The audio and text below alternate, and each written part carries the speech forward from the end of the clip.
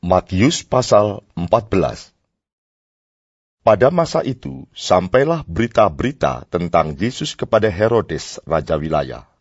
Lalu ia berkata kepada pegawai-pegawainya, "Inilah Yohanes Pembaptis. Ia sudah bangkit dari antara orang mati, dan itulah sebabnya kuasa-kuasa itu bekerja di dalamnya." Sebab memang Herodes telah menyuruh menangkap Yohanes, membelenggunya, dan memenjarakannya, berhubung dengan peristiwa Herodias, istri Filipus saudaranya. Karena Yohanes pernah menegurnya, katanya, "Tidak halal engkau mengambil Herodias." Herodes ingin membunuhnya, tetapi ia takut akan orang banyak yang memandang Yohanes sebagai nabi. Tetapi pada hari ulang tahun Herodes, menarilah anak perempuan Herodias di tengah-tengah mereka dan menyukakan hati Herodes, sehingga Herodes bersumpah akan memberikan kepadanya apa saja yang dimintanya. Maka setelah dihasut oleh ibunya, anak perempuan itu berkata, "Berikanlah aku di sini kepala Yohanes Pembaptis di sebuah talam." Lalu sedihlah hati raja, tetapi karena sumpahnya dan karena tamu-tamunya diperintahkannya juga untuk memberikannya. Disuruhnya memenggal kepala Yohanes di penjara, dan kepala Yohanes itu pun dibawa orang di sebuah talam, lalu diberikan kepada gadis itu, dan ia membawanya kepada ibunya. Kemudian datanglah murid-murid Yohanes Pembaptis, mengambil mayatnya dan menguburkannya. Lalu pergilah mereka memberitahukannya kepada Yesus. Setelah Yesus mendengar berita itu, menyingkirlah ia dari situ dan hendak mengasingkan diri dengan perahu ke tempat yang sunyi. Tetapi orang banyak mendengarnya dan mengikuti dia dengan mengambil jalan darat dari kota-kota mereka. Ketika Yesus mendarat, ia melihat orang banyak yang besar jumlahnya. Maka tergeraklah hatinya oleh belas kasihan kepada mereka, dan ia menyembuhkan mereka yang sakit. Menjelang malam, murid-muridnya datang kepadanya dan berkata, "Tempat ini sunyi, dan hari sudah mulai malam. Suruhlah orang banyak itu pergi, supaya mereka dapat membeli makanan di desa-desa." Tetapi Yesus berkata kepada mereka, "Tidak perlu mereka pergi. Kamu harus memberi mereka makan."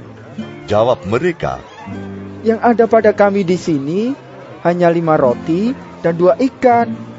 Yesus berkata, "Bawalah kemari kepadaku." Lalu disuruhnya orang banyak itu duduk di rumput. Dan setelah diambilnya 5 roti dan 2 ikan itu, Yesus menengadah ke langit dan mengucap berkat, lalu memecah-mecahkan roti itu dan memberikannya kepada murid-muridnya. Lalu murid-muridnya membagi-bagikannya kepada orang banyak. Dan mereka semuanya makan sampai kenyang. Kemudian orang mengumpulkan potongan-potongan roti yang sisa, 12 bakul penuh. Yang ikut makan kira-kira 5.000 laki-laki, tidak termasuk perempuan dan anak-anak.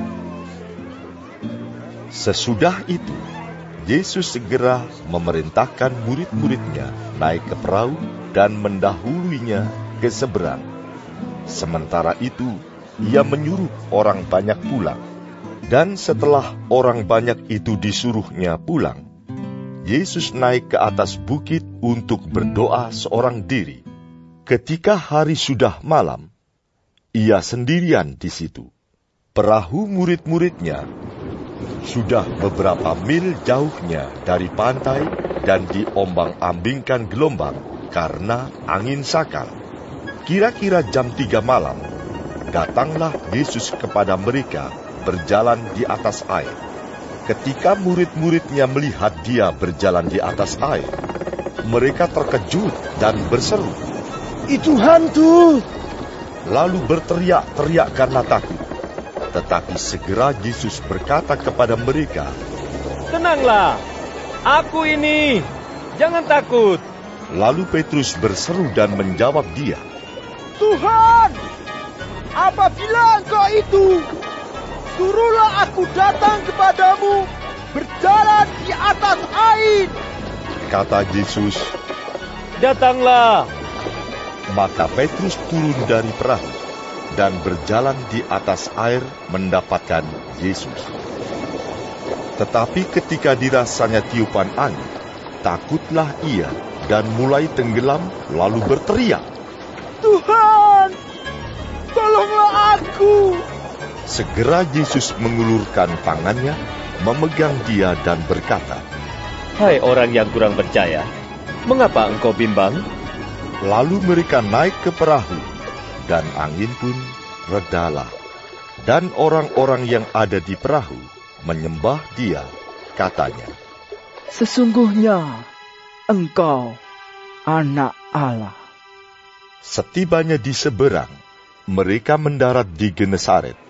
Ketika Yesus dikenal oleh orang-orang di tempat itu, mereka memberitahukannya ke seluruh daerah itu.